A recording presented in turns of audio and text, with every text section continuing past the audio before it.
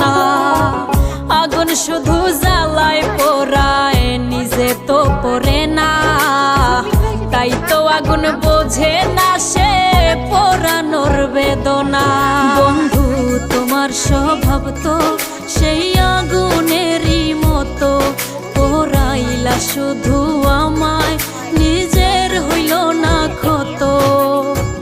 জিন্দা থাকতে নিন্দা শুধু করিলাই আমারে, মইরা গেলে ফুল দিও না আমারই কবরে।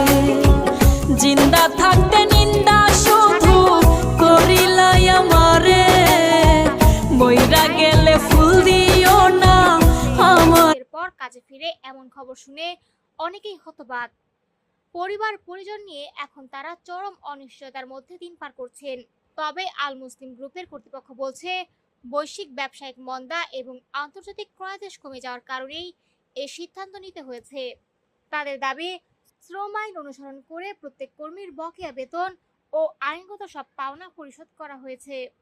এদিকে শ্রমিক নেতারা বলছেন, শ্রম আইনের 20 ধারা অনুযায়ী ছাঁটাই বৈধ হলেও ভবিষ্যতে নতুন নিয়োগ দেওয়া হলে ছাঁটাই হওয়া শ্রমিকদের অগ্রাধিকার দিতে হবে।